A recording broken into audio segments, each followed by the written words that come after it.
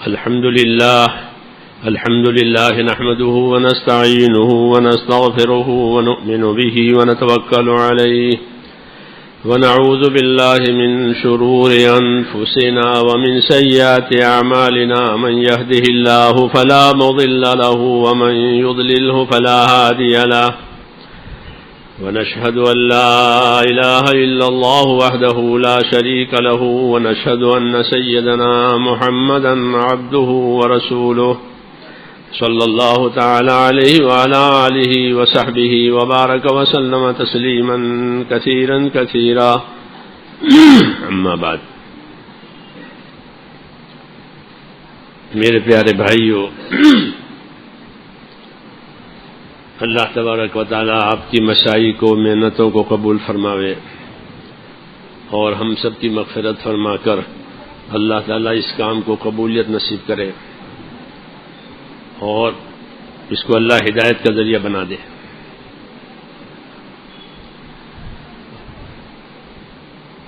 ہمیں اللہ تعالی کا شکر کرنا چاہیے. کس بات پر؟ کہ یوں تو ہر نعمت پر، لیکن یہ مخصوص نعمت ہے کہ دین دیا اور دین کے کام میں لگا دیا.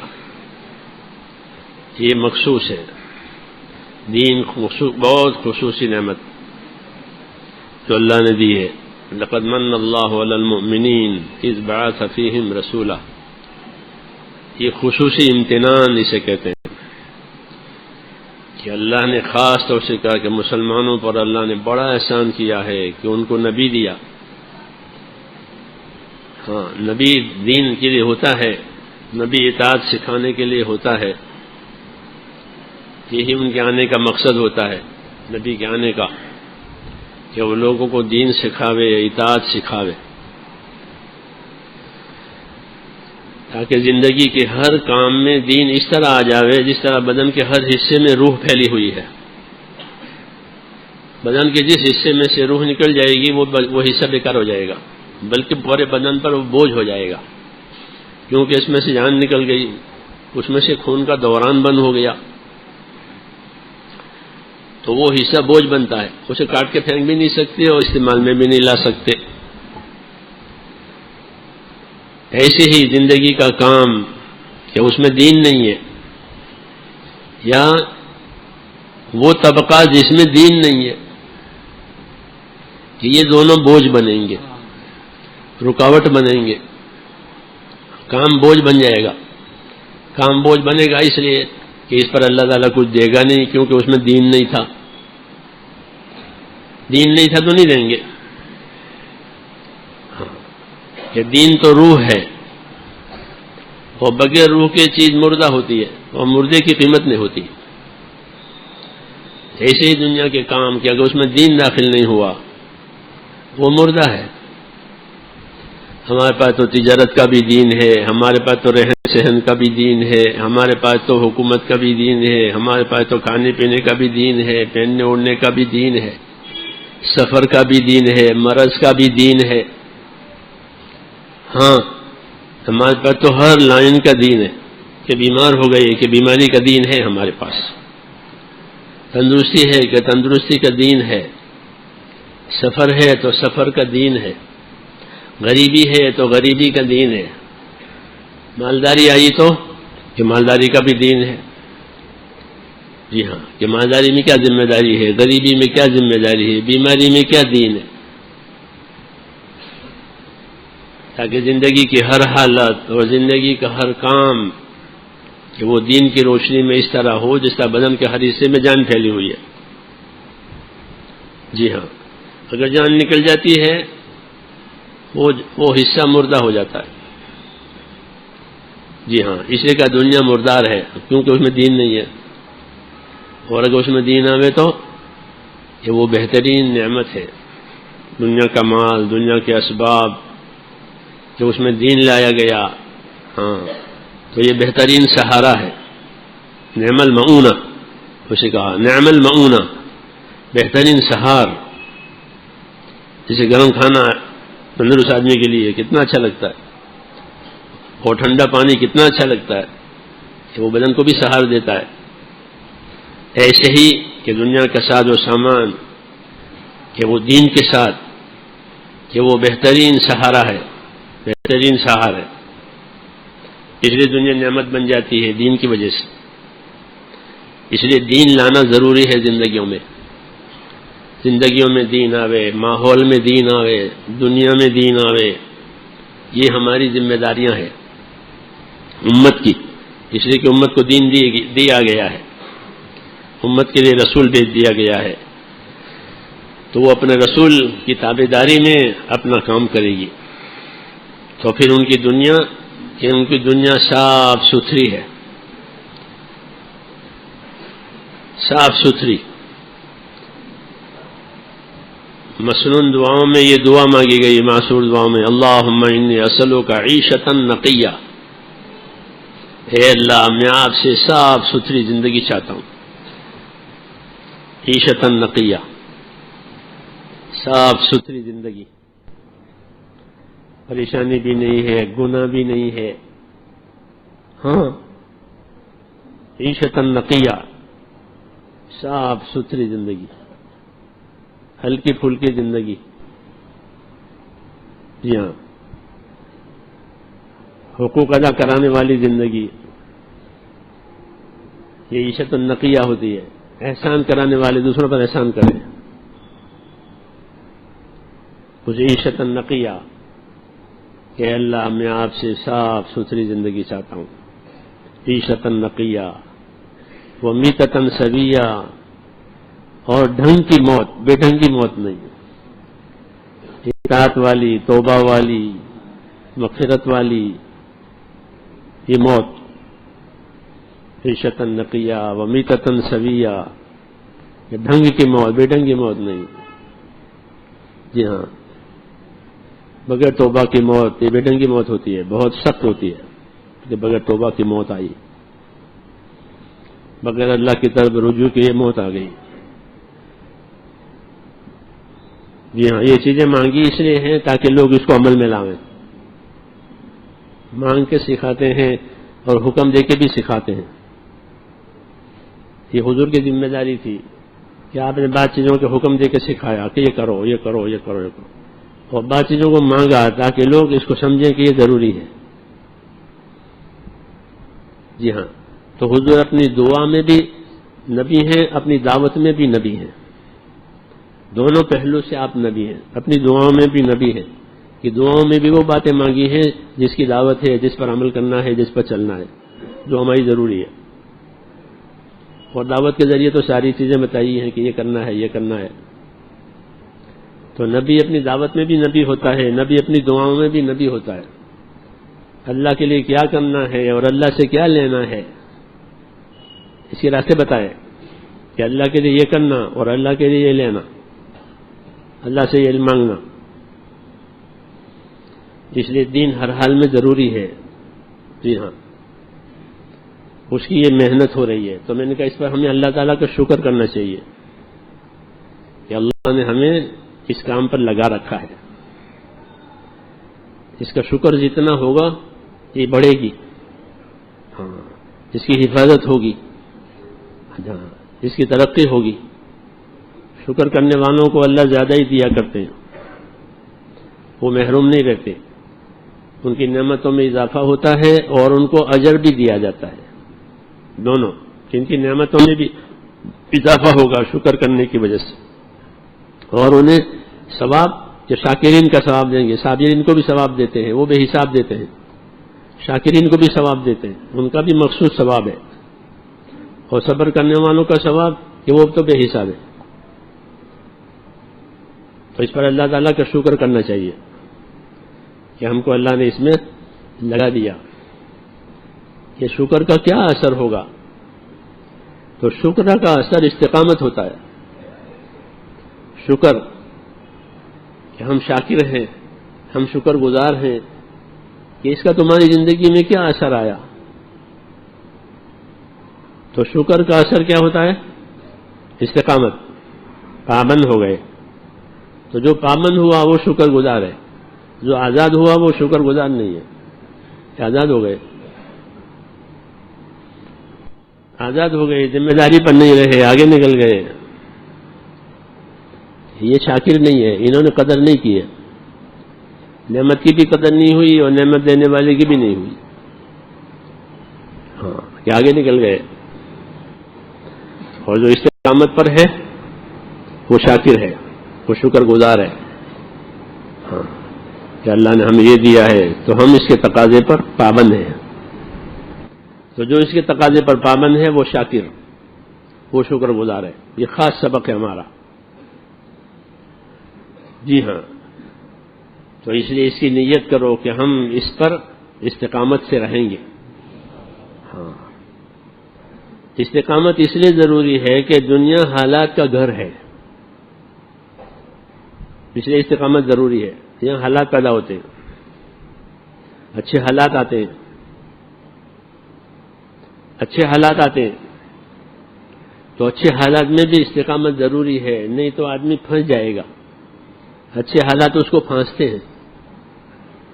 جیسے کیچڑ ہوتا ہے تو ہاتھی نہیں چل سکتا.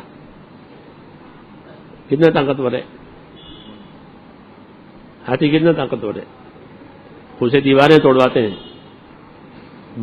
وہ بلڈوزر ہوتا ہے نا، ایسا ہے. خانہ کعبہ توڑنے کے لیے اسی کو تو لائے تھے. ایسا طاقتور ہے. لیکن کیچڑ ہو جاوے تو یہ نہیں چلے گا. یہ ہاں، حالانکہ نرم نرم ہے وہ، لیکن اس کی ٹانگ نہیں نکلے گی. ایسے اچھے اچھے حالات آدمی کو پھانس دیتے ہیں. جی ہاں، آرام کے حالات، ترقی کے حالات، عزت کے حالات. ہاں، یہ اس کی ٹانگ پھنس جائے گی اندر. کیسے شکر ادا نہیں ہوگا. ہاں، نعمتوں کی بہتات ہو جاتی ہے. جب نعمتوں کی بہتات ہو جاتی ہے تو ذمہ داری آدمی ذمہ داری میں پیچھے ہو جاتا ہے. وہ نعمتوں کو سنبھالتا ہے. جی ہاں، اس کے تقاضے پورے کرتا ہے تو وہ پیچھے رہ جاتا ہے. ہاں، اس لیے کہتے ہیں نعمتوں کے زمانے میں اپنے آپ کو سنبھالو. یہ حضرت عمر فرماتے تھے کہ نعمتوں کے زمانے میں اپنے آپ کو سنبھالو. ہاں، دوسرے لوگ ہماری نعمتیں لے کر خوش ہوں گے کہ یہ تو ماشاءاللہ ان کی حالت بڑے اچھی ہے. جی ہاں، لوگ قارون کی حالت دیکھ کر خوش ہوتے تھے. یہ تو بہت خوشحال آدمی ہے، بڑا نصیبدار آدمی ہے. لوگ قارون کو نصیبدار کہتے تھے. ہاں، قرآن پاک پڑھو تو آپ کو ملے گا. انہ لذو حظ عظیم، کہ قارون تو بڑا نصیبدار ہے. یہ لوگ کہتے تھے اس کو. ہاں، حالانکہ اس سے زیادہ کم نصیب کوئی نہیں ہے. جی ہاں، اس کا کوئی مددگار نہیں ہے، وہ ایسا پھنسا ہوا ہے.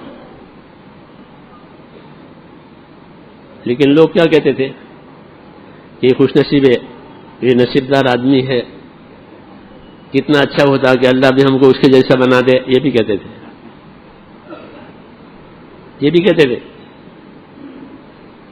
یا لیت لنا مثل ما اوتی قارون انہ لذو حظ عظیم. یہ کتنا اچھا ہوتا کہ اللہ ہم کو بھی اس کے جیسا بنا دیتا، یہ تو بہت نصیبدار آدمی ہے.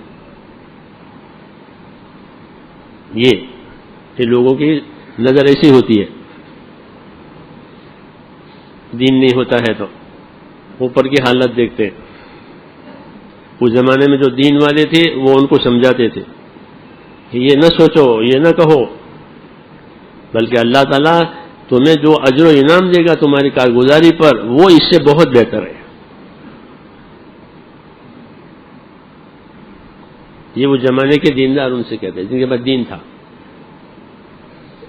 ہر زمانے میں دونوں قسم کے لوگ ہوتے ہیں. تو میں نے کہا آدمی نعمتوں میں بھی جب پھنس جاتا ہے تو حضرت عمر فرماتے تھے کہ اپنے آپ کو نعمتوں کے زمانے میں سنبھالو، جیسے گناہوں سے سنبھالتے ہو ایسے سنبھالو. ٹھیک ہے کہ گناہوں سے آدمی اپنے آپ کو بچاتا ہے، کیونکہ گناہ کرنے کی طاقت ہے اندر، تو پھر بچاتا ہے. کہ جس طرح گناہوں سے بچاتے ہو ایسے ہی اپنے آپ کو نعمت کے بارے میں بھی چوکنا رکھو. احتفظ نفسک من النعمہ احتفاظک من المعصیہ، یہ ان کا ارشاد ہے کہ اپنے آپ کو بتکلب نعمتوں کے زمانے میں سنبھالو جیسے گناہوں سے اپنے آپ کو بتکلب سنبھالتے ہو. ہاں، کیونکہ نعمتوں کا حق ادا ہونا آسان نہیں ہے. ہاں، تو میں نے کئی حال ایسا آدمی پر آتا ہے کہ اس پر اللہ تعالیٰ سب چیزیں بڑھا دیتے ہیں، یہ لو یہ لو یہ لو یہ لو. ہاں، اس لیے محنت کر کے اپنی تربیت ہونا ضروری ہے. مگر محنت کر کے اپنے آپ کو ایسا بنایا تو وہ نعمتوں میں بھی استقامت کے ساتھ رہے گا.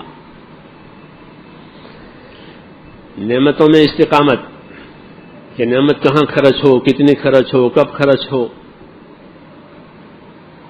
ہاں، تو وہ شاکر لکھا جائے گا استقامت کی وجہ سے کہ انہوں نے ہماری نعمت کا شکر کیا. یہ میری نعمت اللہ نے میرے امتحان کے لیے رکھی ہے، میری ترقی کے لیے نہیں رکھی. نعمت ترقی کے لیے نہیں ہوتی، نعمت امتحان کے لیے ہوتی ہے.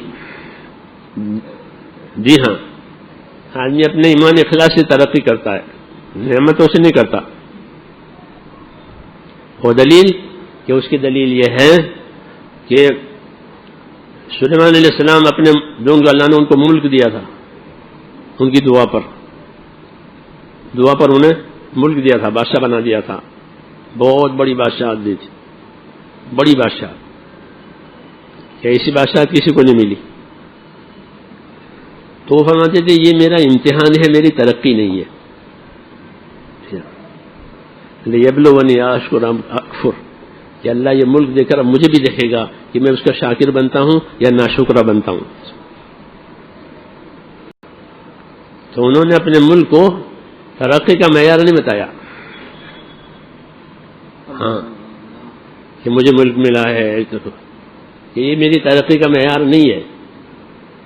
اب میری ترقی، میری استقامت اس کے اندر دیکھی جائے گی کہ میں اس میں اللہ کا کتنا تابع دار رہتا ہوں، کتنا پابند رہتا ہوں. ہاں، یہ انبیاء کرام کی بات ہے. ہاں، اور ہم اسی راہ پر ہیں، نبیوں کی راہ پر. اس لیے ہماری سوچ، ہماری ترتیب وہی ہوگی کہ ہم کسی نعمت کو اپنی ترقی نہیں سمجھیں گے، بلکہ اس نعمت میں کیا شکر ہوا، کیا حق ادا ہوا، وہ ہماری ترقی ہے. سمجھ آئی نا بات؟ تو دنیا حالات کا گھر ہے. اچھے حالات دے کر کے اللہ تعالیٰ دیکھیں گے کہ یہ کیسے چلتے ہیں. تو ہمیں ایسی ترتیب بنانی چاہیے اچھے حالات میں بھی کہ جو کام جتنا پہلے کرتے تھے اس سے زیادہ کریں، کیونکہ حالات ٹھیک کر دیے، حالات ٹھیک کر دیے اور اچھے کر دیے ہیں کہ پھر اللہ کو بھی اپنا اچھے حال کا شکر گزار بناؤ کہ پہلے میں اتنا لگاتا تھا، پہلے میں اتنی عبادت کرتا تھا، اتنی محنت کرتا تھا، اب میری حالت اور بہتر ہو گئی. تو اب کیا ہے کہ اچھے حالات سے آرام لینا چاہیے کہ نہیں، اچھے حالات سے شکر کرنا چاہیے. یہ سنت پیغمبر ہے. کیا ہے؟ سنت پیغمبر. اور سنتوں میں ہدایت ہوتی ہے. ہدایت کس میں ہوتی ہے؟ ہدایت سنت میں ہوتی ہے. ابن مسعود فرماتے تھے کہ اگر نبی کی سنت چھوڑو گے تو گمراہ ہو جاؤ گے. یہ فرماتے تھے وہ کہ نبی کی سنت چھوڑ دو گے تو یا پھر گمراہ ہو جاؤ گے. دوسرا راستہ نہیں ہے، ایک ہی راستہ ہے نبی والا، دوسرا راستہ بند کر دیا اللہ نے. ایک راستہ کھلا رکھا محمد رسول اللہ کا. اس لیے فرمایا لو ترکتم سنت نبیکم لضللتم، کہ نبی کے راہ چھوڑ دو گے پھر گمراہ ہو جاؤ گے. تو یہ سنت پیغمبر ہے کہ حالات اچھے کیے تو کہ اپنی ڈیوٹی، اپنا وظیفہ اور اچھا ہو جائے گا. اور اس کی دلیل یہ ہے کہ حضور صلی اللہ علیہ وسلم سے یہ پوچھا گیا کہ آپ اتنی عبادت کرتے ہیں کہ آپ کے پاؤں پھٹے جاتے ہیں ورم سے، حالانکہ آپ تو بخشے بخشائے ہیں، کوئی سوال جواب نہیں ہے آپ سے. کوئی کارگزاری نہیں پوچھی جائے گی. ہاں کوئی آپ کا گناہ نہیں ہے. پھر آپ اتنی محنت کرتے ہیں تو کیا جواب دیا؟ یہی جواب دیا کہ جب مجھ پر اللہ نے انعام اکرام کیا ہے تو میں اس کا شکر گزار بندہ نہ بنوں، پڑھ کے سو جاؤں؟ ہاں میرا انعام اکرام ہوا ہے، اور ایسا کسی بندے کا نہیں ہوا جیسا آپ کا ہوا ہے. ہاں تو یہ اس کے شکر گزاری میں یہ ہو رہا ہے کہ اتنی عبادت اور اتنی محنت کہ صحابہ یہ کہتے تھے کہ حضور صلی اللہ علیہ وسلم کے ہاں راحت تھی نہیں، لیست لہ راحہ، آپ کے لیے راحت تھی نہیں. تو کتنا کام کرتے ہوں گے کہ لوگوں کو آپ کی زندگی میں راحت نظر نہیں آتی تھی کہ آپ کے ہاں راحت ہے ہی نہیں. ہاں کیوں کہ آپ کا انعام اکرام اللہ کی طرف سے بہت زیادہ ہے. تو اچھے حالات کی شکر گزاری استقامت سے ہوتی ہے. یہ ہے، سمجھ میں آئی نا بات؟ تو میں نے آپ سے عرض کیا تھا کہ دنیا حالات کا گھر ہے، اللہ حالات اچھے بناتے ہیں اپنے بندوں کے، تو یہ اپنی کارگزاری بھی اچھی بناوے. ہاں یہ طریقہ نبیوں کا ہے اور تقاضا اللہ کا ہے. نبیوں کا طریقہ ہے اور اللہ کا یہ تقاضا ہے کہ اپنی کارگزاری کہ اچھی سے اچھی بناؤ، اس لیے کہ ہم نے تمہیں اچھی سے اچھی چیزیں دی ہیں، نعمتیں دی ہیں، تمہیں حالات تمہارے بہتر بنا دیے ہیں، تو اپنی کارگزاری اچھی دکھاؤ. اعملوا آل داؤد شکرا وقلیل من عبادی الشکور. اے آل داؤد شکر کی کارگزاری بناؤ. داؤد علیہ السلام سے خطاب ہے، کیونکہ داؤد علیہ السلام پر اور سلیمان علیہ السلام پر نبیوں کی جماعت میں بہت بڑی نعمت اللہ نے ان کو دی تھی، مال بھی ملک بھی بہت. نبیوں کی جماعت میں یہ دونوں باپ بیٹے ہیں، ان کو بہت دیا تھا. ہاں تو اس لیے کہا کہ اپنی کارگزاری یا شکر کی بناؤ، تمہیں ہمیں نعمتیں دی ہیں. ہاں اس لیے کہ میرے بندوں میں شکر گزار تھوڑے ہیں، یہ اللہ کی رپورٹ ہے. ہاں یہ کس کی رپورٹ ہے؟ اور سوچو کیسی ہوگی؟ کسی اور رپورٹر نے نہیں کہا، اللہ نے کہا وَقَلِيلٌ مِّنْ عِبَادِيَ الشَّكُورُ کہ میرے بندوں میں شکر گزار تھوڑے. اور شیطان کی بھی یہ کوشش ہوتی ہے کہ وہ بندوں کو شکر گزار نہ رہنے دے. ہاں یہ اللہ سے اس نے کہا تھا شیطان نے کہ میں ایسی محنت کروں گا کہ تیرے بندے تیرے شکر گزار نہیں رہیں گے. ہاں وَلَا تَجِدُ أَكْثَرَهُمْ شَاكِرِينَ کہ تیرے بندے اکثریت وہ ہوگی جو تیرا شکر نہیں کرے گی، میں ان کو ایسا بنا دوں گا. ہاں بہت بڑا دشمن ہے اللہ کے منشا کے خلاف. اللہ کا منشا یہ ہے کہ یہ شکر گزار رہیں، اس کی یہ ہے محنت کہ یہ شکر گزار نہ رہیں، یہ اپنی نعمتوں میں پھنسے رہیں. ہاں یہ سب چیزیں سمجھنے کی ہے. جی ہاں تاکہ رسم نہ ہو جاوے، رواج نہ بن جاوے کہ سمجھ کے کرے آدمی کام. تو اللہ تعالیٰ نے خوشحال بنایا. حضور نے فرمایا تمہارے حالات اچھے ہو جائیں گے، مال تمہارے لیے بڑھ جائے گا، تمہارے اوپر دنیا پھیل جائے گی. اس کی خبر دی ہے، وہ ہو رہا ہے. ہاں وہ ہو رہا ہے. تبسط علیکم الدنیا، تمہارے اوپر دنیا پھیل جائے گی. تو پھیل گئی وہ. ہاں اس لیے ہمیں اپنی ذمہ داری پر باقی رہنا ہے. دنیا پھیلا رہے ہیں، اللہ دے رہے ہیں نعمتیں اور ہر قسم کی چیزیں دے رہے ہیں، ہر جگہ دے رہے ہیں، ہر جگہ دے رہے ہیں. اس کو دیکھتے رہیں، پھر اس نعمت کے شکر گزاری میں کہ اپنے تقاضے اور اپنی ذمہ داریوں کو بڑھاویں اور وزنی بناویں، اس کو سر سے اترتی ہوئی نہ بناویں ہلکی، بلکہ اپنی ذمہ داریوں کو کہ وزندار بناویں، کہ اس کا وزن اترے اللہ کے یہاں۔ جی ہاں، وزن اترنا چاہیے، تولی جائے گی نا ہر چیز تو اس کا وزن اترے۔ جو چیز یہاں وزندار ہمارے اوپر ہوگی کہ وہ وہاں وزندار اترے گی، اور جس چیز کو ہم نے ہلکا بنا دیا تو وہ ہلکی اترے گی، کیونکہ ہم نے اس کو ہلکا بنایا۔ اس لیے اپنی قربانیوں کو، اپنی عبادتوں کو، اپنی محنتوں کو وزندار بنانا ہے تاکہ اس کا وزن اترے۔ جب یہاں وزندار بنے گی قربانیاں اور محنتیں تو وہ باطل کے مقابلے میں وزندار بنے گی، پھر باطل ہلکا ہوگا۔ ہاں، نہیں تو باطل وزندار ہوگا، اس کا پلہ اڑ جائے گا۔ ہاں، اس لیے شکر گزاری کی ایک بات یہ بھی ہے کہ اپنے اندر ایسی استقامت پیدا کریں کہ ہماری قربانیاں، ہماری عبادتیں، ہماری سب چیزیں وزندار بنیں، کہ جو اللہ کے ہاں قابل وزن ہو، کہ ہاں اس کا وزن ہوگا۔ اس کا وزن اخلاص سے ہوتا ہے، اس کا وزن قربانیوں سے ہوتا ہے، بے نفسی سے جو کام ہوتا ہے اس کا وزن ہوتا ہے، بے نفسی کے ساتھ۔ تو ہم اپنے کام کو کہ بے نفسی کے ساتھ، جی ہاں، جب کام بے نفسی کے ساتھ ہوگا تو اللہ اس کی حمایت کرے گا کہ یہ میرے لیے ہوا ہے، اور جب اس میں نفس کا دخل ہوگا پھر اس کی حمایت نہیں ہوگی۔ یہ انہوں نے کیا ہے، کسی کے لیے کیا ہے، جس کے لیے کیا وہ دیکھ لے گا، وہی کہ بے نفسی کے ساتھ کیا ہے۔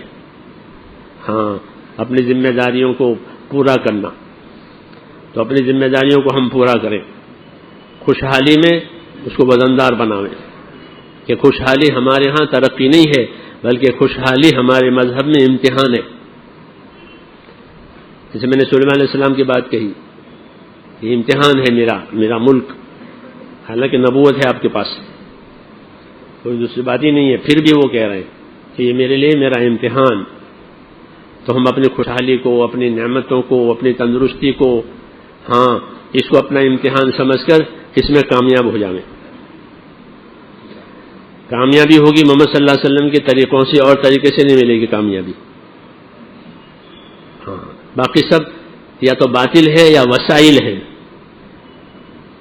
یا تو وہ غلط ہیں طریقے، یا پھر وہ وسائل ہیں، یعنی پہنچنے کے راستے وہ مختلف ہو سکتے ہیں۔ اس لیے اپنی قربانیوں کو، اپنی ذمہ داریوں کو امانت داری کے ساتھ کرنا، یہ ہمارا امتیاز ہے کہ ہم اپنے کام میں امانت دار ہیں۔ کوئی ہمیں دیکھے نہ دیکھے، کوئی چیک کرے نہ چیک کرے، ہم اپنی چیز پوری کریں گے، ذمہ داریوں کو، اپنے عملوں کو، کیوں کہ اس کو دیکھنے والا اللہ ہے، والناقد بصیر، اور جو اللہ دیکھنے والا ہے وہ بصیر ہے، جو پرکھ کر کے لے گا، ناقد ہے، پرکھے گا۔ کیسے پرکھتے ہیں نا لوگ؟ ہاں، تو پرکھ کر کے لیں گے، ہاں، صحیح ہے، غلط ہے، اخلاص ہے، بغیر اخلاص سے، پورا ہے، ناقص ہے، یہ سب۔ اس لیے اپنے کام کو کہ اچھے سے اچھا بنانا، کیسا بنانا؟ اچھے سے اچھا بنانا، ہاں، یہ ذمہ داری ہے۔ وَأَحْسِنُوا إِنَّ اللَّهَ يُحِبُّ الْمُحْسِنِينَ، اچھی طرح کام کرو، اس کے ترجمہ کیا ہے بیان القرآن میں، اچھی طرح کام کرو، اللہ تعالیٰ اچھی طرح کام کرنے والوں سے محبت کرتے ہیں۔ یہ ترجمہ کیا امام تھانوی نے، کہ وَأَحْسِنُوا إِنَّ اللَّهَ يُحِبُّ الْمُحْسِنِينَ، کہ اچھی طرح کام کرو، کیونکہ اللہ تعالیٰ اچھی طرح کام کرنے والوں سے محبت کرتے ہیں۔ کیونکہ دنیا کے ساز و سامان کو لوگ اچھا بناتے ہیں، کپڑے اچھے بنائیں گے، کھانے اچھے بنائیں گے، مکان اچھے بنائیں گے، جوتے اچھے بنائیں گے، بناتے نہیں بناتے؟ کیوں کہ اپنے لیے بنانا ہے، بیچنے کے لیے نہیں۔ گھر کے آتے ہیں کہ یہ تو ہمارے گھر کی بنی ہوئی ہے، ہمارے پاس لاتے ہیں کھانے پینے کے، منصب یہ ہمارے گھر کی بنی ہوئی ہے، گھر کی، یعنی بازار سے نہیں لائے، یہ منصب ہمارے گھر کی ہے۔ تو گھر میں اچھا بنتا ہے، اپنے لیے بنتا ہے، اس لیے گھر میں اچھا بناتے، بیچنے کے لیے نہیں بناتے، اپنے لیے بناتے. تو اپنی ذات کے لیے بناوے اس کو اچھا بناوے، اور اللہ کی ذات کے لیے بناوے تو اس کو گھٹیا بناوے. یہ انصاف ہے، یہ انصاف ہے، یہ انصاف نہیں ہے. اللہ کا حق تو بہت اونچا ہے، بہت بڑا ہے. اللہ کے لیے کہ اللہ کے لیے اچھا سے اچھا بناؤ.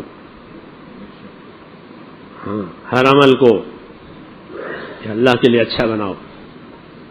جی ہاں، کہ اس کی ظاہری شکل بھی اچھی ہو، اس کی اندرونی شکل بھی اچھی ہو. اندرونی شکل یہ ہے کہ نیت اچھی ہو اور اس میں حضور صلی اللہ علیہ وسلم کا طریقہ ہو، وہ اچھا ہو جائے گا.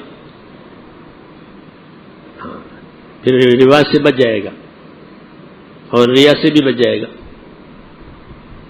یہ دونوں سے بچے گا وہ. تو ایک ذمہ داری ہے میرے دوستو خوشحالی کی، یا خوشحالی میں اپنے کام کو بڑھاؤ. جب اللہ نے بے فکری کر دی ہے، ہاں بے فکر ہے، کوئی زیادہ بوجھ نہیں ہے ضرورتوں کا، اللہ نے بے فکری کی ہے، فارغ ہے، زیادہ بوجھ نہیں ہے روزی کمانے کا، اس کا اس کا ضرورتوں کا. اللہ نے سب ضرورتیں پوری کر رکھی ہے. حضور صلی اللہ علیہ وسلم فرماتے ہیں کہ دو نعمتیں ایسی ہیں کہ ہے تو وہ نعمتیں، لیکن ان نعمتوں کو ملنے کے بعد لوگ کھوٹ میں اترتے ہیں.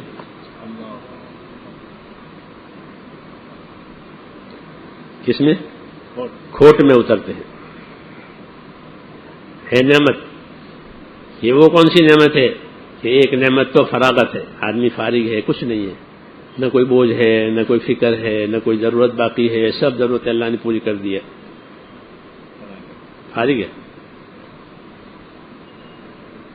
ہاں، یہ بڑی نعمت ہے. آدمی فارغ ہے کہ اس فراغت کو اللہ میں لگاوے، تب تو کھوٹ میں نہیں رہے گا. ہاں، اور دوسری نعمت تندرستی ہے، صحت بدن کی، یہ بہت بڑی نعمت ہے. تندرستی بدن کی بہت بڑی نعمت. ہاں، تو بدن کی صحت میں کیا کرے کہ بدن کی صحت کو اللہ کے کام میں لگاوے. ہاں، بدن کی صحت سے یا تندرستی سے غلط فائدہ نہ اٹھاوے یا اس کو برباد نہ کرے، مگر اکثر لوگ اس کو برباد کرتے ہیں. تندرستی کے زمانے میں کام نہیں کرتے، فراغت کے زمانے میں کام نہیں کرتے، پھر کام بڑھ گیا تو کہا ہم مشغول ہو گئے، بیجی ہو گئے، بیجی. جی ہاں، وہ بیمار ہو گئے، اللہ بچاوے. اب کیا کرے گا؟ محتاج ہو گیا بیماری کی وجہ سے، اللہ حفاظت کرے. اس لیے یہ دو نعمتیں ہیں. ہاں، اس کے خاص طور سے آپ نے نشاندہی کی ہے کہ ان دونوں نعمتوں میں کھوٹ میں نہ اترے، بلکہ اپنے کام کو اچھا سے اچھا بناوے. اپنے ذمے کیا کام ہے، کیا تقاضے ہیں، کیا ذمہ داری ہے، جی ہاں یہ بناوے اس کو. اور اگر حالات اچھے نہیں ہیں تو بھی حالات اچھے نہیں ہیں تو حالات کا اچھے نہ ہونا یہ آدمی کی گراوٹ نہیں ہے، یہ آدمی کی گراوٹ نہیں ہے، بلکہ حالات کا ناگوار ہونا کہ یہ بھی ایک امتحان ہے اللہ کی طرف سے کہ اللہ ناگوار حالت ڈال کر دیکھیں گے کہ یہ کتنا صبر کرتا ہے، کتنا جمتا ہے. تو ہاں، تو گھبراوے نہیں کہ حالات ٹوٹ گئے، کیونکہ ٹوٹے ہوئے حالات میں شیطان آ کر آدمی کو نا امید بناتا ہے کہ تمہارے حالات تو بنے نہیں، کتنے دن سے چل رہے ہو، کتنے دن سے مانگ رہے ہو، دعا کر رہے ہو، کچھ نہیں ہوتا. ہاں، تو اس کو نا امید بناتا ہے اللہ سے. ہمارے مذہب میں نا امیدی کفر ہے، اللہ سے نا امید ہونا یہ کفر ہے. ہاں، کہ آدمی کسی حال میں بھی اللہ تعالیٰ سے نا امید نہ رہے. ہاں، کہ تمہارے کام بننے میں کبھی دیر کریں گے، اللہ بناویں گے کام بنانے والا کون ہے؟ اللہ. بگڑی بنانے والا اللہ. جبار، اللہ کا نام ہے جبار. جبار کے معنی زبردست قوت والا بھی ہے. جبار کے معنی ہے بگڑی بنانے والا، ٹوٹی ہڈی جوڑنے والا. ہڈی ٹوٹ گئی، کیا جوڑ دیں گے اس کو؟ ترجمہ ہوتا ہے اس کا، جبر کا معنی جوڑنا. ہاں، تو اللہ جبار ہے کہ ٹوٹی ہڈی ٹوٹ جائے گی، ٹوٹی ہوئی حالت ٹھیک ہو جائے گی، بگڑی ہوئی حالت ٹھیک ہو جائے گی. نام ہے اللہ کے. تو اللہ تو نام کا بھی ہے اور کام کا بھی ہے. ہاں، ہمارے معبود کی یہ خصوصیت ہے کہ جتنے اس کے نام اتنے اس کے کام. باطل معبود نام ہی نام ہوتے ہیں ان کے، وہ کچھ کام نہیں کرتے. ہاں، خالی نام ہوتے ہیں. ہمارا اللہ نام اور کام اور شان کے ساتھ ہے. اللہ کی اپنی شان ہے.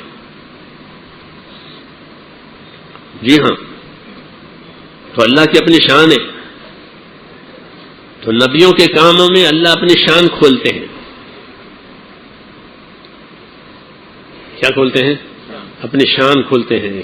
اس لیے نبیوں کے حالات جو ہیں تنگ ہو جاتے ہیں، پھر اللہ ان کے حالات بنا دیتے ہیں تاکہ انہیں پتہ چلے کہ کام بنانے والا کہ اللہ ہے. ہاں، حالات ٹوٹ جاتے ہیں نبیوں کے، اور پھر ان کے حالات بن جاتے ہیں. تو کس نے بنائے؟ کہ اللہ نے بنائے. دیکھو حضور صلی اللہ علیہ وسلم کے ماں باپ مر گئے. سوچو کہاں سے حالات ٹوٹ رہے ہیں؟ شروع سے کہ باپ کو تو آپ نے دیکھا ہی نہیں، کیونکہ آپ کے پیدائش سے پہلے وہ دنیا سے چلے گئے. پھر ماں کو 6 سال تک دیکھا. آپ کی عمر 6 برس کی تھی جب ماں چلی گئی. مدینے لے کر گئی تھی، واپسی میں راستے میں انتقال ہو گیا. ابوا میں، مدینے سے واپس آتے ہیں جو جگہ ہے ابوا، ابھی بھی ہے وہ جگہ، اور گاڑیاں روکتی ہیں، چائے وائی پیتے ہیں، ایک مسجد بھی ہے وہاں. ہاں، تبلیغ کے ساتھ حج کرو تو سب چیزیں ملے. تو لوگ پیسے سے حج کرتے ہیں، اس لیے جاتے ہیں آتے ہیں اڑ کے، باقی چیزیں ان کو نہیں معلوم ہے. اور یہ سب ہیں. تو ابوا نام ہے جگہ کا مدینہ کے راستے میں، ابھی بھی ہے. پوچھو ہر مرتبہ کہ یہ ابوا آ گیا. تم کو معلوم ہے کہ حضور کی والدہ کا انتقال وہیں ہوا تھا. 6 سال کے تھے، لے کر آ رہی تھی.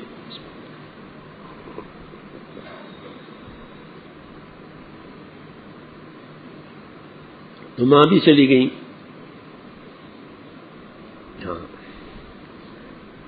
دادا تھے، دادا کو بہت محبت تھی آپ سے. جب آپ کی عمر 8 سال کی ہوئی تو وہ بھی چلے گئے. فرماتے تھے میری عمر 8 سال کی تھی، میں دادا کے جنازے نیچے نیچے چل رہا تھا. دادا کا جنازہ جا رہا تھا. جی ہاں، تو دادا بھی چلے گئے. پھر چچا نے پالا، اور چچا کی حالت مالی اچھی نہیں تھی، بال بچے دار تھے چچا، تو خاندان کمزور تھا مالی اعتبار سے.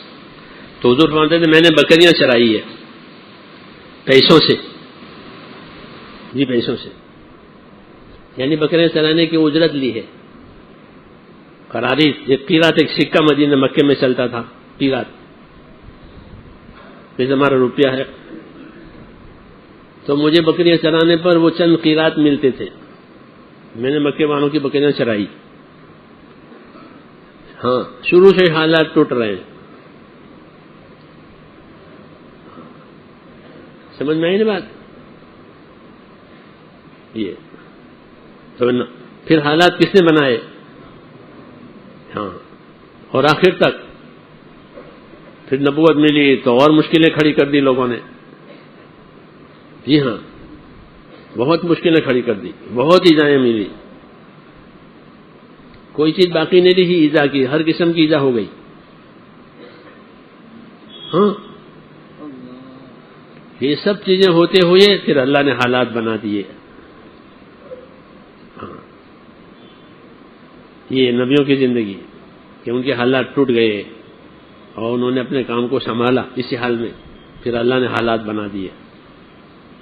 ہاں، تاکہ آپ کی زندگی لوگوں کے لیے نمونہ بنے کہ بھئی ٹوٹے ہوئے حالات میں بھی اگر اللہ تعالیٰ کا کام ہوا اور اللہ کی طرف نگاہ رہی، اللہ حالات دوبارہ بنانے والا ہے. اور حضور اس کی بشارت دیتے تھے کہ حالات بننے والے ہیں اپنے صحابہ کو، یہ گھبراؤ مت، حالات بننے والے ہیں، تم جلدی نہ کرو. اللہ کے ہاں ایک وقت ہے، جیسے حیات موت کے اوقات ہوتے ہیں نا، ایسے اس کے اوقات ہیں.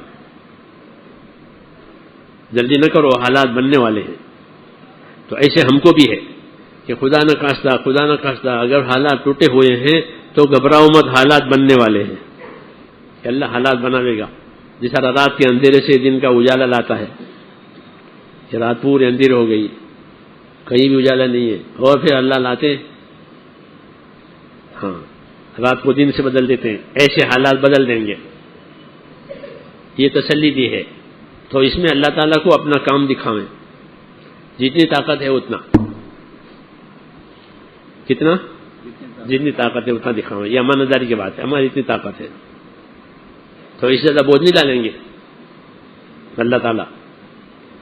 تو یہ میں نے اس پر عرض کیا تھا کہ دنیا جو ہے وہ کہ حالات کا گھر ہے، کہ دونوں حالتوں کی ذمہ داریاں ہیں، کہ دونوں حالتوں کی ذمہ داریاں پوری ہوگی کہ اللہ پاک دونوں حالتوں کی کامیابیاں دیں گے. انبیاء کرام بھی دو حالات کے، صحابہ بھی دو حالات کے. بعض انبیاء کرام خوشحال، ان کے حالات اللہ نے اچھے بنائے. داؤد علیہ السلام ہے، مالدار ہیں. سلیمان علیہ السلام ہے، یہ لوگ. یوسف علیہ السلام ہے، انہیں عہدہ ملا. ہاں عہدہ ملا مصر کا، یہ مصر کی پوری چابی ان کے ہاتھ میں، اللہ نے ایسا بنایا. اور بعض انبیاء کرام وہ ہے کہ انہوں نے بکریاں چرائی، ان کے پاس کچھ نہیں ہے، لیکن دونوں نے اپنا کام کیا تاکہ امت کے بھی دونوں حال رہیں گے. تو وہ دونوں حال میں اپنا کام سنبھالے، پھر اللہ پاک ان کے کاموں کو بنا دیں گے. اللہ کے وعدے میں کبھی تاخیر ہوتی ہے پورا ہونے میں، وعدہ خلافی تو ہونے کی نہیں ہے.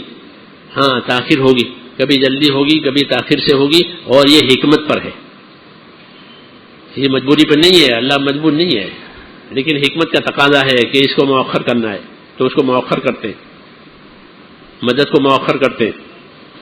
ہاں حکمت کی وجہ سے، یہ نہیں کہ وہاں ختم ہو گیا ہے. تو اللہ تعالیٰ کی حکمت پر بھی یقین ہونا ضروری ہے، اور قدرت پر بھی یقین ہونا ضروری ہے کہ اللہ قدرت والا بھی ہے، حکمت والا بھی ہے. ہاں تو حکمت کی وجہ سے کبھی حالت جو تنگ حالت ہے وہ لمبی ہو جاتی ہے، ہاں کیونکہ حکمت کا تقاضا ہے. کوئی حکمت ہے اللہ تعالیٰ کی، اس کی وجہ سے کر دیا. پھر جب وہ تقاضا حکمت کا پورا ہوئے تو اللہ حکمت سے اس کو ظاہر کرتے ہیں تاکہ لوگوں کے لیے نمونہ بنے کہ اللہ کا وعدہ حق ہے، کسی حکمت سے تاخیر ہوئی ہے، تاکہ گھبراوے نہیں، اللہ سے نا امید نہ بنے، اللہ سے بدگمان نہ بنے. حدیث شریف میں ہے کہ اپنے پروردگار سے اچھا گمان کرو. ہاں اللہ کی ذات پاک ہے، وہاں کوئی کمی نہیں ہے، کوئی نقص نہیں ہے. اس لیے کام کرنے والوں کو چاہیے کہ اپنے اللہ سے اچھا گمان رکھے. جس طرح یقین رکھتے ہیں قدرت پر، ایسے اللہ سے اچھا گمان رکھے، اور اچھا گمان رکھ کر کے پھر اچھا کام کرے. تو پھر اللہ تعالیٰ فرمائیں گے کہ میں اپنے بندے کے ساتھ وہ معاملہ کروں گا جیسا وہ مجھ سے گمان رکھے. انا عند ظن عبدی بھی، کہ میں بندے کے ساتھ وہ معاملہ کروں گا کہ جیسے میرے ساتھ گمان کرے. تو اللہ سے اچھا گمان کرے. داعی وہ ہوتا ہے جو اللہ سے اچھا گمان کرے، عابد وہ ہوتا ہے جو اللہ سے اچھا گمان کرے. ہاں اطاعت کرنے والا وہ ہوتا ہے جو اللہ سے اچھا گمان کرے. جیسے اللہ کی قدرت پر یقین ہے، ایسے اللہ سے اچھا گمان بھی کرے تاکہ اس کو شیطان نا امید نہ بناوے. ہاں ورنہ یہ اس کو نا امید بنا کے کاٹ دے گا. جیسے اللہ سے کوئی امید ہی نہیں ہے تو پھر کوئی دوسری جگہ تو امید کی ہے ہی نہیں. اللہ ہی کی ذات ہے جس سے امید کی جاتی ہے. ہاں اس لیے میرے دوستو، ایمان سیکھنے میں یہ سب باتیں شامل ہیں کہ اچھے حالات کا، ناگوار حالات کا دین سنبھالیں، اور دین کے کام کو سنبھالیں، اور اپنی دعاؤں کو اپنا ہتھیار بناویں. کیا بناویں؟ ہاں اپنی دعاؤں کو اپنا ہتھیار بناویں. دعا ہمارا ہتھیار ہے، وہ ہر حال میں مانگی جائے گی. اچھے حال میں بھی دعائیں مانگی جائے گی، ناگوار حالات میں دعا مانگی جائے گی. یہ ہماری کمزوری ہے کہ ہم صرف تکلیف کے وقت دعا مانگتے ہیں. کب دعا مانگتے ہیں؟ تکلیف کے وقت. کوئی تکلیف آئی، کوئی مصیبت آئی تو دعا مانگی، نہیں تو دعا چھوڑ دی. حالانکہ دعا تو عبادت کا ایک حصہ ہے. دعا تو عبادت کا ست ہے، ست اور مغز. دعا عبادت ہے، وہ تو ہر حال میں مانگنی ہے. دنیا بھی مانگنی ہے، آخرت بھی مانگنی ہے، اپنی حالت بھی مانگنی ہے، اپنی ضرورت بھی مانگنی ہے. دعا تو اللہ سے تعلق کی دلیل ہے. جس کو تعلق ہوگا وہ مانگے گا، اور تعلق نہیں ہوگا تو نہیں مانگ سکتا. کہ تعلق ہی نہیں ہے کیا مانگے؟ ہاں، یہ تعلق والا تو سمجھا کہ میں تو ہر وقت محتاج ہوں، ہر سانس میں اللہ کا محتاج. ہاں، تو اپنے حالات میں دعائیں مانگے اللہ سے، ہمارا ہتھیار ہے. حدیث شریف میں ہے کہ دعا مومن کے واسطے ہتھیار ہے، کہ اپنی دعاؤں سے حالات کا مقابلہ کرے گا. جیسے گھر میں سانپ نکل آیا تو لاٹھی تلاش کرے گا نہیں کہ لاٹھی لاؤ سانپ نکلا ہے. ہاں، تو حالات کا مقابلہ کہ دعاؤں سے بہت طاقتور عمل ہے. خاص کر کے دین کے کام کرنے والوں کے لیے یہی ہتھیار ہے ان کا. جی ہاں، کیونکہ جو کام نبیوں کا راستہ دیا ہے وہ سامانوں سے پیسوں سے تو چلنے والا ہے نہیں. ہاں، وہ نہیں چلتا پیسوں سے، بلکہ وہ تو ان کے اندر کے تعلق سے چلتا ہے، ان کے اخلاص سے چلتا ہے، ان کی قربانیوں سے چلتا ہے.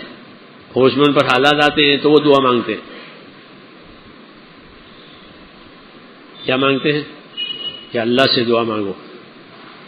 ہاں، دعاؤں کو اپنا ذریعہ بناؤ اللہ کی مدد کے لینے کا، اور دعاؤں کے ہر وقت محتاج ہے. ہاں، کہ دعاؤں کے ذریعے سے اپنے مسائل حل کراؤ، کہ ہم کام بھی کریں گے اور اپنے مسائل کے لیے اللہ سے دعا مانگیں گے، پھر اس کی تدبیر کریں گے. تدبیر کرنا جائز ہے، تدبیر کرنا کہ جائز ہے. ہاں، تدبیر پر اعتماد نہیں ہوتا، تدبیر پر اعتماد نہیں ہوتا، کیونکہ تدبیر تو ہماری بنائی ہوئی ہے.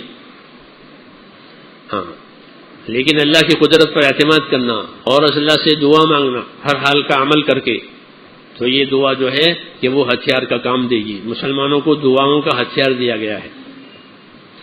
حضور صلی اللہ علیہ وسلم نے اتنی دعائیں سکھائی ہیں، ہر کام کی، ہر ضرورت کی، ہر پریشانی کی، تاکہ امت کسی کے محتاج نہ بنے. یہ دعا مانگے اور دعا کر کے اپنا کام اللہ سے بنواوے. سمجھ میں آئی نا بات؟ ہاں، کہ دعا کے بہت بڑا سہارا ہے اللہ تعالیٰ کا. اور حدیث شریف میں ہے کہ سب سے زیادہ اکرام اللہ کے دربار میں دعاؤں کا ہوتا ہے. وہ اوپر چڑھتی ہے، بندوں کی دعائیں اوپر چڑھتی ہے تو ان دعاؤں کا اکرام کیا جاتا ہے. کہ درخواست آئی ہے، ہاں درخواست آئی ہے، تو ایسے نہیں کہ اس کو ردی میں ڈال دیں.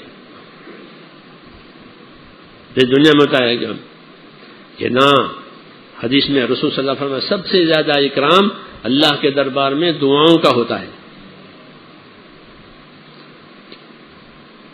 بندے کی دعا آئی ہے، جی ہاں، اور سب کی قبول ہوتی ہے، سب کی. اس لیے یہ نہیں سمجھنا چاہیے کہ ہماری نہیں ہوتی، کہ آپ کی بھی ہوتی ہے، سب کی ہوتی ہے. ہر مومن کی دعا قبول ہوتی ہے.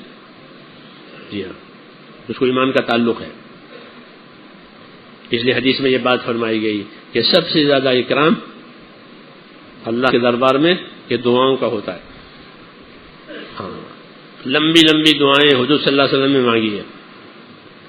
عرفات کے میدان میں جو دعا مانگی جس پر فیصلے کروائے، وہ بہت لمبی دعا تھی، کیونکہ ظہر اور عصر زوال کے بعد ہی پڑھ لی تھی آپ نے عرفات کے میدان میں. ظہر اثر ایک ہی وقت میں، زوال ہوا پہلے ظہر ہوئی پھر اثر ہو گئی، اب سے لے کر مغرب تک وقت خالی ہے، جو عرفات میں ٹھہرنے کا وقت ہے، تو وہ سارا وقت دعا میں گیا ہے، اور لمبے دن تھے۔ جس زمانے میں آپ نے حج کیا تھا وہ لمبے دن تھے، ہاں، تو یہ سارا وقت کہاں گیا؟ کہ دعائیں مانگی ہے، بہت لمبی لمبی دعائیں مانگی، اور اس دعا میں یہ فیصلہ ہو گیا، یہ فیصلہ ہو گیا، یہ پتہ ہے۔ ہاں، دعا یہ آخری چیزیں تھیں جو حضور صلی اللہ علیہ وسلم کی، ہاں، تاکہ امت نا امید نہ بنے، اور سب زیادہ ان کا اعتماد اللہ تعالیٰ پر آوے، اللہ کا کام کرے، اللہ پر اعتماد کرے، اور اللہ سے مانگے، اس لیے لمبی دعائیں مانگی اور فیصلے کروا لیے کہ بس یہ ہو گیا، وہ آخری حج تھا آپ کا۔ تو یہ ہے ہمارا کام کہ حالات کے ساتھ استقامت، اور اپنی استقامت کے لیے دعا مانگنا۔ دوسری بات ہے اپنی ذمہ داریوں کو سمجھنا، اپنی ذمہ داریوں کو سمجھنا کہ ہماری کیا ذمہ داری ہے۔ تو میرے دوستو، ہماری ذمہ داری مختلف ہے۔ ایک ذمہ داری اپنی ذات کو بنانا، جیسے اپنے آپ کو آدمی تندرست رکھتا ہے، خوشحال رکھتا ہے، صاف ستھرا رکھتا ہے، اپنے آپ کو دیندار بنانا، یہ پہلی ذمہ داری، ہاں، یہ سب سے پہلی ذمہ داری کہ اپنے آپ کو دیندار بناؤ، کہ ہماری زندگی جو ہے کہ دین کے سانچے میں ڈھلی ہوئی ہو۔ ہاں، میری بات سمجھ رہے ہیں؟ دین کے سانچے میں کہ ڈلی ہوئی ہو، جیسا دین ہے ویسی زندگی۔ سانچے کا مطلب یہ ہوتا ہے جیسے نان خطائی کے سانچے ہوتے ہیں، اس میں نان خطائی بنتی ہے، ایک ہی سائز کی سب نکلے گی، بکری والوں کے نا، ایک ہی سائز سارا کیک، ایک ہی سائز کا، اس کو سانچا کہتے ہیں اردو میں۔ تو ہماری زندگی دین کے سانچے میں ڈلی ہوئی، اتنا ایمان بنانا جو ہمیں اللہ کے فرضوں پر کھڑا کرے، اتنا ایمان بنانا کہ جو ہمیں اللہ کے حرام سے بچاوے، اتنا ایمان بنانا جو ہمیں اللہ کے تقاضوں پر تیار کرے، یہ ذمہ داری ہے، یہ ذمہ داری ہے۔ اتنا ایمان، اللہ سے اتنا تعلق کہ جو اس کے فرضوں پر کھڑا کرے، فرض ترک نہیں ہونے چاہیے، اور اتنا ایمان بنانا جو ہمیں اللہ کے حرام سے بچاوے۔ جو چیزیں اللہ کے حرام ہیں وہ اللہ کی حد ہے، اس کو توڑیں گے تو غضب اترے گا، حد توڑ دی یعنی حرام میں چلا گیا تو حد میں داخل ہو گیا۔ ہر حکومت کے ہاں بارڈر ہے، اس میں کوئی داخل ہو جاوے بڑا گناہ، یہ کیسے آ گیا اندر، اس کا کیا ارادہ ہے؟ ہاں، اس کے واقعات ہوتے ہیں کہ بارڈر میں پہنچ گیا، ابھی تک بولا بالا تھا تو بھی کیوں بارڈر میں آنا کہ بارڈر میں بڑا گناہ، بارڈر اس لیے بنایا کہ یہاں کوئی نہ آوے۔ جو چیزیں اللہ نے حرام کی ہیں وہ اللہ کی حدود ہیں، بارڈر ہیں، اس کے پاس نہیں جانا چاہیے۔ اور ہر حال کا حرام ہوتا ہے، ہر حال کا حرام، عبادت کا حرام کہ نماز چھوٹ گئی کہ حرام کام کیا، نماز چھوڑنا حرام ہے، زکوٰۃ دبانا حرام ہے، عبادت کے حرام، ایسے ہر لائن کے حرام ہوتے ہیں، نظر کا حرام، کانوں کا حرام، زبان کا حرام، کاروبار کا حرام، لباس کا حرام۔ ہاں، جس چیز کے فرائض ہوتے ہیں اس چیز کے حرام بھی ہوتے ہیں، جس چیز کے فرائض ہوتے ہیں اس کے حرام بھی ہوتے ہیں، کہ نماز فرض بھی ہے کہ ہاں، اور نہ فرض چھوڑ دیا کہ حرام میں چلا گیا، ایسے اس لیے دین سیکھنا، دین سمجھنا، دین پر رہنا ضروری ہے. یہ پہلی ذمہ داری کہ آدمی اپنے دین پر اندر کی طاقت سے چلے گا، باہر کی طاقت سے نہیں چل سکتا. ہر مشین اپنی طاقت سے چلتی ہے نا، اندر کی طاقت سے. اندر کی طاقت فیل ہو جاوے تو پھر کچھ نہیں. یہ بڑی مشین اندر کی طاقت سے فیل چل رہی ہے. ہاں، ایسے مسلمان اپنے اسلام پر کہ اندر کی طاقت سے چلے گا، باہر کی طاقت اسے نہیں چلوا سکتی. ہاں، تو اندر کی طاقت اس کا ایمان ہے جو اس کو اللہ سے ڈراوے. اللہ سے ڈراوے، ایمان اللہ سے ڈراتا ہے. ہاں، اور ایمان اللہ سے ڈراوے، ایمان اللہ سے امیدوار بناوے کہ میرا پروردگار ہے، میرا مددگار ہے. جی ہاں، تو ایمان کی تاثیریں ہوتی ہے. تو اندر کا ایمان بنے گا تو اللہ کی رحمت کی امید میں اللہ کی اطاعت کرے گا، اللہ کے عذاب کے خوف سے اللہ کے حرام کو چھوڑے گا. اس لیے ایمان تیار کرنا ضروری ہے کہ جو اللہ کے فرضوں پر کھڑا کرے، اللہ کے حرام سے بچاوے. اور تیسرا یہ ہے کہ جو اللہ کے دین کے تقاضے ہیں، جو اللہ کے دین کی ضرورتیں ہیں وہ پوری کرے. ہاں، یہ بھی ہر مسلمان پر ہے کہ وہ اللہ کے دین کے تقاضوں پر رہے تاکہ ان کی محنتوں سے اللہ کا دین زندہ رہے. سمجھ میں آئی نا بات؟ یہ اپنے آپ یہ ایک تقاضا جو اپنی ذات سے تعلق رکھتا ہے. ذمہ داری، اپنی ذمہ داری کہ اپنی ذات سے اپنے آپ کو دیندار بناؤ. جو اپنے ذات سے اپنے آپ کو دیندار بناوے گا وہ اللہ کے عذاب سے بچ جائے گا. اس کا دین جو ہے وہ اللہ کے عذاب سے بچنے کا ذریعہ ہے. دین نہیں ہے تو مصیبت ہے. یہ حکم دیا ہے کہ اپنے آپ کو دیندار بناؤ. ہاں، ایمانی صفتیں پیدا ہوں، ایمانی اعمال پیدا ہوں، ایمان کے مخالف جتنی چیزیں ہیں وہ زندگی میں سے نکل جائیں. یہ ذاتی دین، یہ ہماری ذمہ داری ہے. ہر آدمی سے اس کے دین کو پوچھا جائے گا قبر میں، اپنا دین بتاؤ، تمہارا دین کیا تھا، تمہارا دین کیا تھا، یہ پوچھا جائے گا اس سے. اس لیے اپنا دین بنا کے مرنا ہے. کیا کرنا ہے؟ اپنا دین بنا کے مرو کہ پھر کامیاب ہو گئے. تو ایک ذمہ داری اپنے آپ کو بنانے کی. اس میں یہ بھی ہے کہ خود بھی بنے، اپنے اہل و عیال کو بھی بناوے. ہاں، کہ ان کو بھی دیندار بناوے. ان کے ساتھ رہتے ہیں، ان کے ساتھ کھاتے ہیں تو ان کو بھی دیندار بناؤ کہ ان میں دین آوے، بیوی بچوں میں دین آوے، اہل و عیال میں دین آوے. وہ بے دین نہ رہے. اگر وہ بے دین رہے تو ان کے لیے مصیبت ہو گئی. اس لیے کہتے ہیں ان کو بھی دیندار بناؤ. یہ ایک ہی ذمہ داری ہے. قو انفسکم واہلیکم نارا، بچاؤ اپنے آپ کو، اپنے اہلال کو دوزخ کی آگ سے. تو غزالی اس کی تفسیر کرتے تھے کہ دوزخ سے بچاؤ کا مطلب یہ ہے کہ ان کو دین سکھاؤ، اپنے آپ کو بھی دین سکھاؤ، اپنے اہلال کو بھی دین سکھاؤ تاکہ وہ دوزخ سے بچ جاوے. جی ہاں، یہ ایک ذمہ داری، یہ ایک ذمہ داری. ہاں، یہی اسی ذمہ داریوں پر دین قائم ہوا ہے. جس زمانے میں سیکھنے سکھانے کے اسباب وسائل کم تھے، جب بھی لوگ سکھاتے تھے اپنے آپ کو بھی، اپنے اہل و عیال کو بھی. ہاں، اور بہت مضبوط تعلیم ہوتی تھی. حالانکہ اسباب وسائل کچھ زیادہ نہیں تھے لیکن ان کو سکھاتے تھے تاکہ وہ بے دین نہ رہے.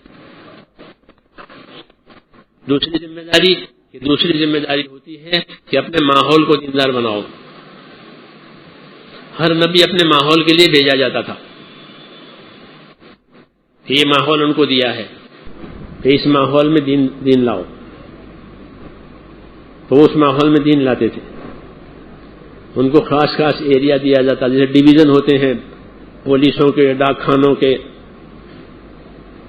ایسے ہی نبیوں کو دیا جاتا تھا کہ اس ماحول کو دیندار بناؤ. تو اس ماحول کو دیندار بناتے تھے، اس ماحول میں محنت کرتے تھے، اس ماحول میں دین پر جینے والے پیدا کر دیتے تھے، وہ تیار کرتے تھے. اب وہ نبی تو کوئی آئے گا نہیں، تو اپنے ماحول کی دینداری بھی کہ ہمارے ذمہ آئے گی. اس لیے جو لوگ ماحول میں دیندار ہیں وہ اپنے ماحول کو دیندار بنائیں. ماحول وہ کہلاتا ہے جہاں اپنی ضروریات کے لیے آدمی جاتا ہے. اگر یہ آدمی تجارت کے لیے کلکتہ جاتا ہے تو اس کلکتہ اس کا ماحول ہے. کیوں کہ اپنی ضرورت کے لیے جاتا ہے تو اس کو وہاں دین کی ضرورت پڑے گی، کیوں وہاں بے دینی ہوگی تو اس پر اثر پڑے گا. پڑے گا نہیں پڑے گا. اس لیے اس کام میں یہ طریقہ ہے کہ اپنا ماحول قریب کا بھی ہوتا ہے، بعید کا بھی ہوتا ہے، کیونکہ ہم ضرورتوں کے لیے قریب بھی جاتے ہیں، بعید بھی جاتے ہیں. یہ سب ماحول کہلاتا ہے. ہاں، اس لیے اپنے ماحول کی فکر کرنا کہ ہمارے ماحول میں دینداری آوے، ہمارے ماحول کے لوگ بے دین نہ بنے. اس لیے کہ اگر وہ ماحول بے دین بنا تو آدمی کا دین پر جینا مشکل ماحول کی وجہ سے. ہاں، آپ لوگ دنیا میں جاتے ہو تو دیکھتے ہیں کہ ماحول وہاں نہیں ہے تو ان کا اپنے دین پر جینا مشکل.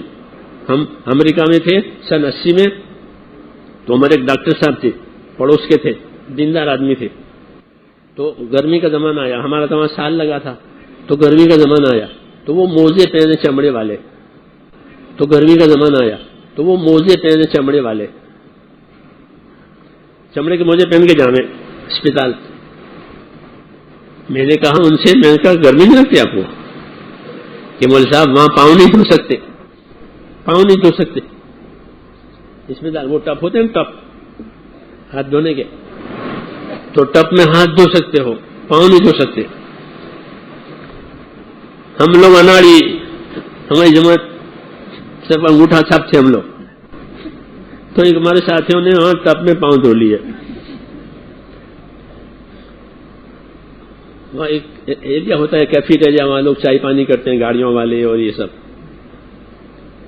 تو وہ صاف ستھرا ہوتا ہے. تو ہم تو وضو کرتے ہیں تو وہ پاؤں اٹھا کے پاؤں دھوتے ہیں اسی ٹپ میں.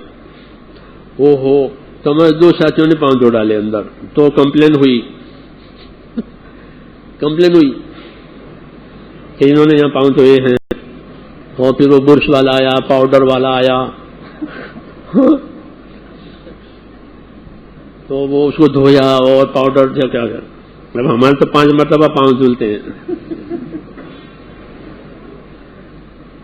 تو ہمیں نہیں معلوم، ہم پر یہ گزری جب پتہ چلا ان کا، تو وہ کہ اسپتال میں پاؤں نہیں دھو سکتے.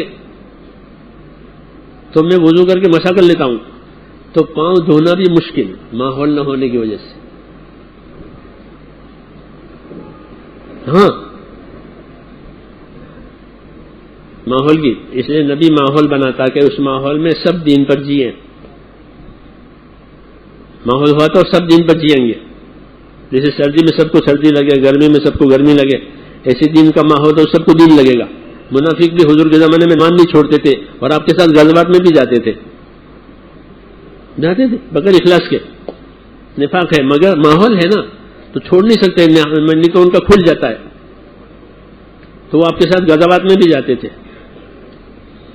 ہاں، اور کوئی مال خرچ کرنے کی فرمائش ہوئی تو مال بھی دیتے تھے اور نماز میں بھی آتے تھے. کیوں؟ ماحول ان کو مجبور کر دیتا تھا. اندر نفاق ہے. تو ماحول بنانا ہمارے ذمے ہے. اس لیے اپنی دینداری کو حرکت میں لانا ضروری ہے.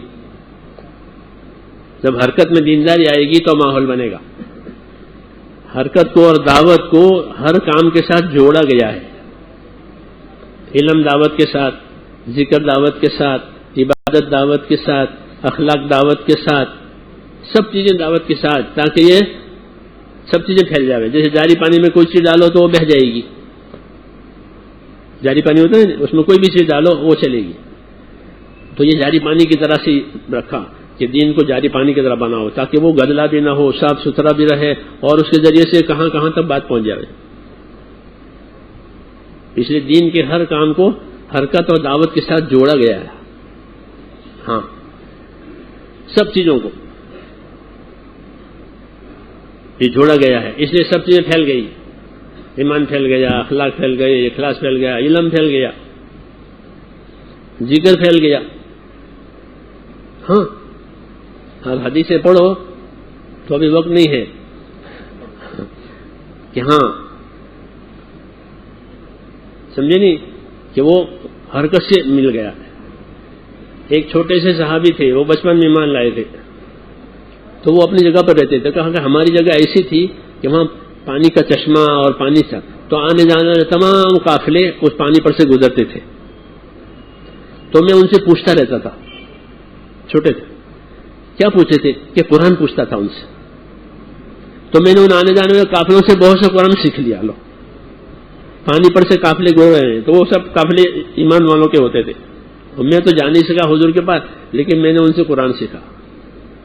پھر ان کے باپ بھی ایمان لائے, تو حضور صلی اللہ علیہ وسلم نے کہ ابھی اپنی جگہ نماز پڑھو, اور تمہارے اندر جو زیادہ قرآن جاننے والا ہو وہ نماز پڑھاوے. تو میں زیادہ قرآن جاننے والا تھا, تو انہوں نے قرآن کہاں سیکھا؟ کوئی مدرسہ تو تھا نہیں, بلکہ آنے جانے والے قافلے جیسے لوگ سامان خریدتے ہیں بیچتے ہیں, ایسا انہوں نے قرآن لیا.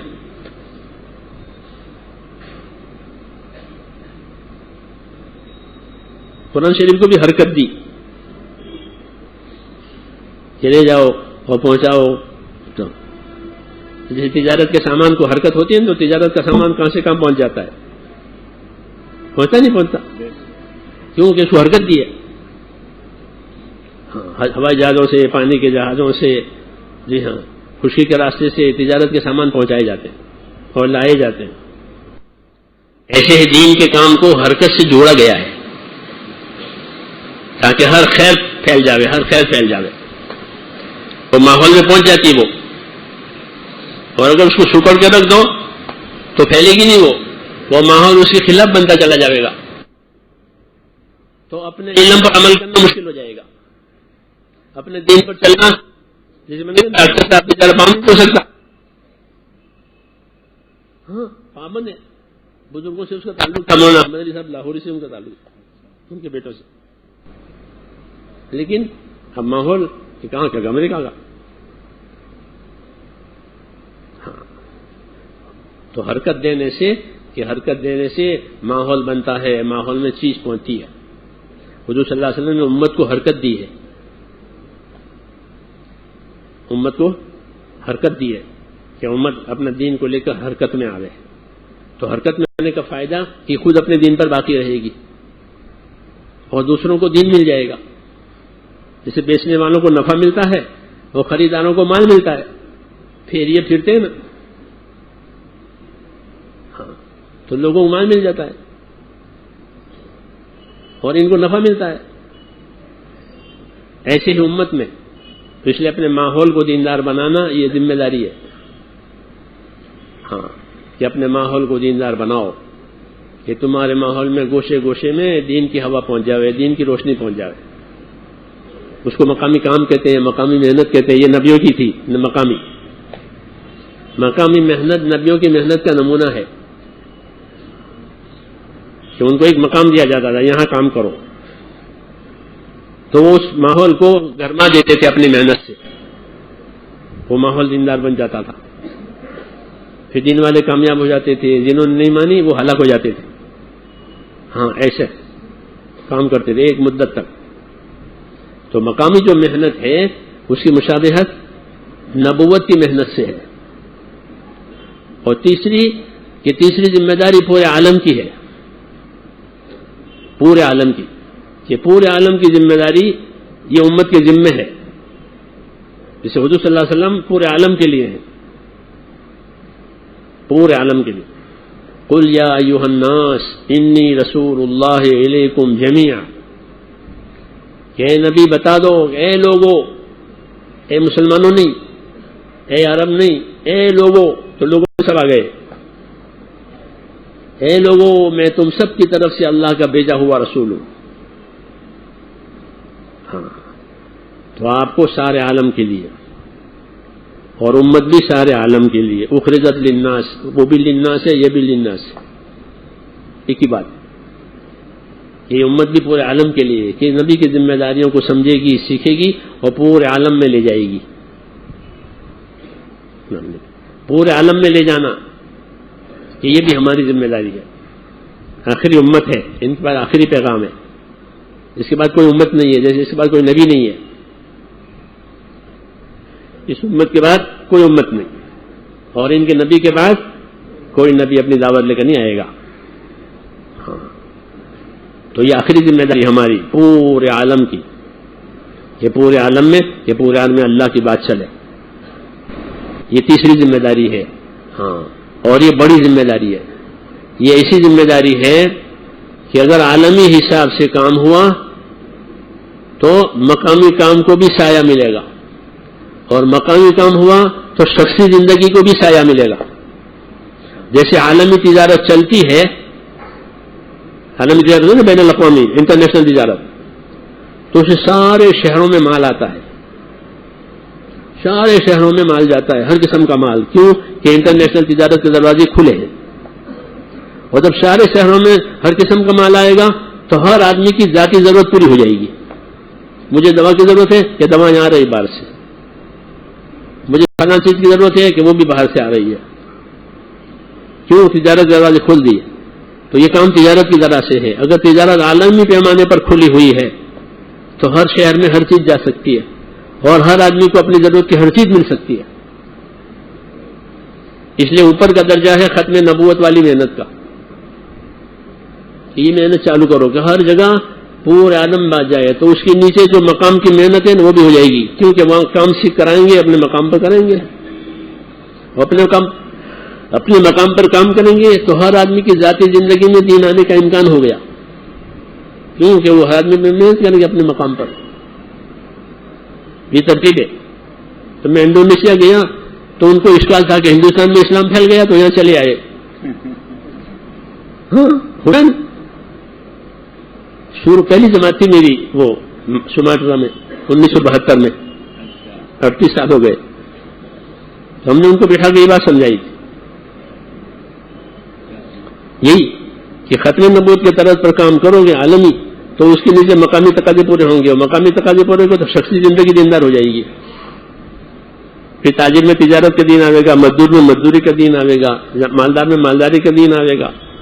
کیوں کہ مقام پر محنت ہو رہی ہے تو ہر ایک کو اپنے ملے گی. جیسے باہر سے چیزیں آتی ہیں تو ہر ایک کو اپنی ضرورت کی چیز مل جاتی ہے، اور تجارت بند ہو جائے تو پھر شارٹیج ہوگا کہ باہر سے مال کی آمد بند ہے تو کیا ہو جائے گا؟ کہنے کا شارٹیج. اب چیزیں مہنگی ہو جائے گی، ہر ایک کو نہیں ملے گی، خاص لوگوں کو ملے گی کیونکہ پاس پیسے ہے. ایسے جب یہ محنت بند ہو جائے گی تو خاص لوگوں کی دینداری رہ جائے گی اور عوام بے دین ہو جائیں گے. جیسے عوام کلاش ہو جاتے ہیں، غریب ہو جاتے ہیں. یہ عام لوگوں بے دین ہو جائیں گے. کیوں کہ وہ جو سطح سے اوپر کی اس سے کام بند ہو گیا. ختم نبوت یہ ختم تقاضا یہ ہے کہ سارے عالم کی فکر کر کے سارے عالم میں دین لے جاؤ اپنی جان مال سے. کس سے؟